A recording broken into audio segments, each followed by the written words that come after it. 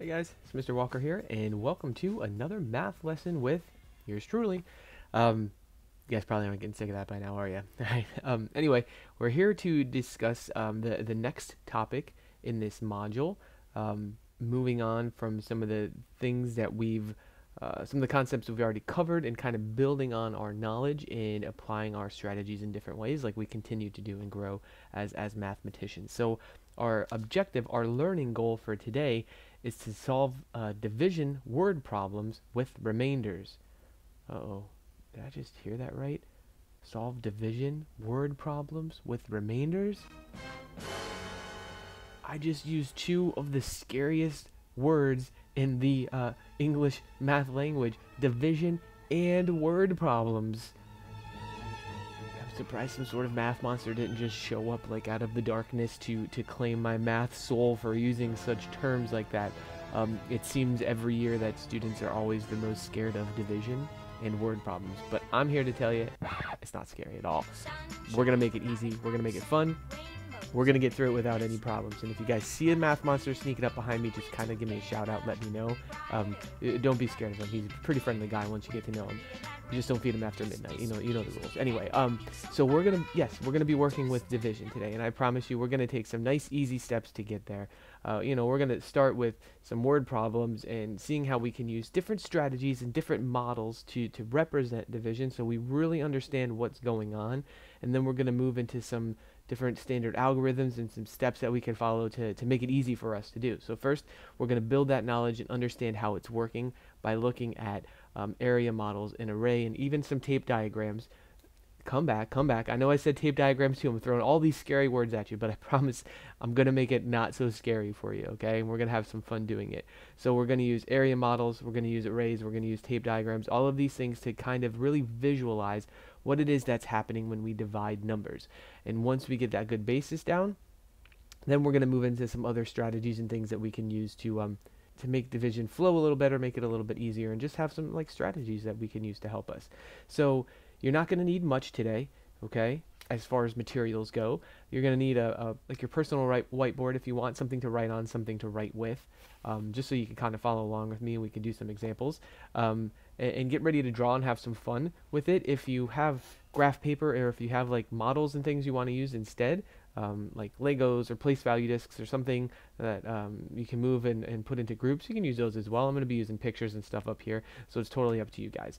But once you have that stuff gathered up and you're ready to go, click continue and we'll keep on rolling. Alright, so the first example we're going to take a look at here is a word problem. Okay, and then it says there are 12 students in PE class separated into 4 equal teams. How many students are on each team? Okay, and we have a little picture of me playing hockey for the Lightning, because that would be a dream of mine. I don't know if you guys know this about me, but I'm a big hockey player. I love playing hockey. So I'm going to use these little pictures of me to kind of represent this problem, kind of diagram it out, so we can see what's actually going on when we divide, okay? So it's telling me there are 12 students in PE class. My little picture of me playing hockey, that's going to represent me in PE class. But if you guys want to draw circles or rectangles or something like that, you can definitely do that, okay? You don't have to draw detailed pictures. I just thought it'd be a little more fun looking at a picture than looking at a circle. And they're going to be divided into 4 equal teams. So how many students are going to be on each team? That's what we need to figure out. What I'm going to do is I'm going to draw an array, okay? And what an array typically is something to this effect. So if I had like, whoa, I had like a table almost, and I could have groups going in there. They're going to be lined up better than I'm drawing here, but you get the idea of an array. It's kind of all arranged nice and neatly and drawn out in rows. I'm just going to use my hockey players to represent my array. But what I want to do is I know there's going to be 4 equal teams, right? So I'm going to go ahead and draw 4 equal teams, right? 4. So here are my 4 equal teams. Okay, so what I can start doing next is I can take my hockey players, 12 of them, and put them equally into these 4 teams, right? Easy enough. We've done this before. Shouldn't be too challenging. So let me go ahead and start moving my hockey players here. So there's 1, 2, 3, 4. I'm just putting 1 in each team for right now until I get through all 12 of them to see what I have left. There's 4, 5, 6, 7, 8, 9, 10, 11, and 12. So I divided my 12 hockey players up among 4 equal teams. That gives me 3 players on each team, okay? Not too shabby, not too bad. So let's talk about some of these terms for a second, some of these numbers and what was actually going on here. So if I were to write this out as a division problem, I was taking those 12 students, those 12 hockey players, I was dividing them into 4 teams, which gave me a quotient, an answer of 3. So the 3 is our quotient, okay? That's our answer to a division problem. And I gave a vocabulary term and a definition without this. Math vocabulary. How could I forget our math vocabulary intro? Okay, so that's good there. So the 3 is our quotient. What is that telling us? What is the quotient actually telling us? Is it telling us the size of the group or the number of groups? It's telling us the size of the group, right? It's letting us know that there's 3 in each group. It's not saying that there's 3 groups. 4 is the number of groups, right? That's our divisor. That's what we're actually dividing that number 12 into. Oh, and again, divisor. That's another vocabulary term. Math vocabulary. Perfect. Divisor. That's what you're dividing your number into, okay? And in this case, the number that we're dividing up, that 12, that's called our dividend. Math vocabulary. Okay, so we have our dividend, we have our divisor, and we have our quotient. Those are the parts of a division problem, okay? Our quotient tells us our answer, and in this case our answer is how many are in each group. Our 4, our divisor, that's how many groups we're making, and then our dividend, our 12, that's what we started with, right? That's what we're breaking up into those groups. All right, so that kind of diagrams division a little bit. Not too hard when you break it down and look at the pieces, and it's not hard when you use something like an array to kind of arrange what you're dividing. I took my 12 hockey players, I made my 4 groups, and I divided my 12 hockey players into those 4 groups, giving me 3 in each group, okay? Or 3 on each team, as they're saying here in the word problem. There are 3 students that are on each team, okay? Easy enough. So that's the first example we could take a look at. Let's take this a step further now. All right, so let's say now that one more student came along, right? An exchange student from out of town. He joined the class, and now we have 13 hockey players, 13 students that want to play hockey, and we're still putting them on 4 equal teams. How many students are going to be on each team? So again, if I draw out my array, I would have those 3 players on each team. But then what about this guy? Kind of tricky, right? So first, before we talk about that guy and what it means, how would you write an equation to represent what we're doing here? To represent the 13 students divided into 4 equal teams. How could you represent that as an equation? All right, perfect. So I would represent it like this. 13 divided by 4 equals something. We don't know what it is yet. We're going to figure that out in a second. You could also, we're not quite to this point yet, but you could do the 13 inside like the house, the division symbol here, and divide it that way as well. Either way would work, but I'm going to stick with our first method here. So that's how we could represent this using an equation. So what's our quotient going to be? What's our answer going to be if we divide into those equal groups of 4? How many am I going to have in each group? 3, right? How many are going to be left over? 1. This guy here, he's going to be left over because it says equal teams. I can't make equal teams by putting this guy in one of these groups. That my teams aren't going to be equal anymore. So I'm going to have what's called a remainder of 1. All right, so we're starting to get the hang of this, understand how this goes. This should hopefully be a bit of a review.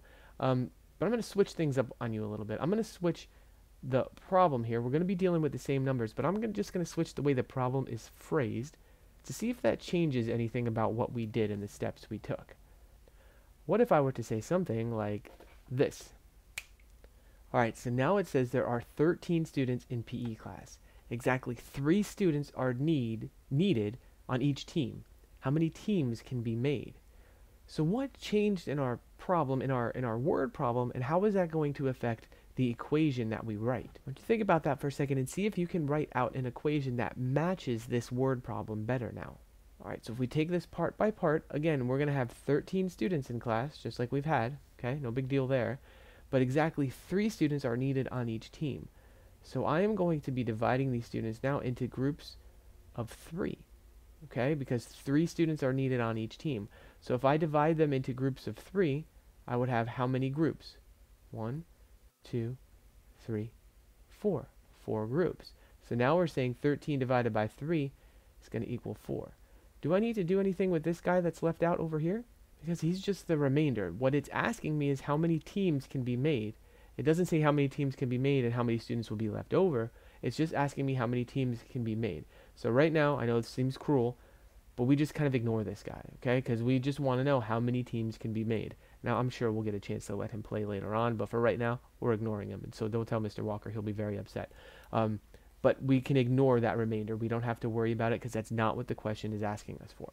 All right, awesome. All right, friends, let's move on to another example here. And this one's going to be dealing with roses, so something a little less smelly than hockey equipment. And this one says Christy bought 13 roses. If she puts 6 roses in each vase, how many vases will she use? Will there be any roses left over? So this is kind of a two-parter of a question, but we're going to be using different parts of our answer, of our quotient and our remainder to help us answer these questions. So she's got 13 roses. She's going to put 6 roses in each vase. How many vases will she use, and how many roses will be left over? Okay, so the first thing I'm going to do looking at this problem is I'm going to see, like, what is the actual equation? What is the problem asking for us to do? So right now, looking at this, I have my 13 roses, and she's going to put 6 roses in each vase. How many vases will she use? So I know that I'm going to be taking that number 13, and I'm going to be dividing it into groups of 6, okay? So let's go ahead and see if we could draw out an array to represent that, to make that happen. But before I do that, let's look at this again for a second. I have 13 divided by 6. So 13 is an odd number, 6 is an even number. Is my array going to be even? No, it's not going to go into this evenly because an even number won't go evenly into an odd number. It would possibly into another even number, but in going into an odd number, they're not going to match up exactly. So I know I'm going to have something left over. I also know because the question kind of asks me, kind of prompts me, is there going to be any roses left over? But I know that 6 isn't going to go evenly into 13 because it's an even and an odd number. They're not going to quite line up. So I'm still going to draw an array to kind of represent this. So why don't you guys do that as well, and then we'll compare what we have. Alright, so I drew out my 13 roses here. I know they kind of look like white dots, but I assure you they're roses. And I'm going to group them into groups of 6. Not 6 groups. I'm putting them into groups of 6, right? I'm dividing them into groups of 6. She's going to put 6 roses in each vase. So let's see. Grab a different color here just so we could see. So here are 1, 2, 3, 4, 5, 6 roses. So that's going to be one group. And then I have 1, 2, 3, 4, 5, 6, another 6 roses. So now so far I've made 2 groups, or 2 vases, whatever you want to look at it. And then I have this guy left over. Do I have another group of sticks that I can make? I can't do it, right? So I'm going to be able to use 2 vases, or vases, or however you want to phrase it. I'm going to use 2 to put my roses, to put those roses in. Or I should say Christy is going to use those 2 vases to do that. And then will there be any roses left over? Yep. There'll be 1 rose left over out here. This guy's going to be left over. Alright? So let's change up this story again and see if it affects anything. I'm going to just kind of copy this, move it down here.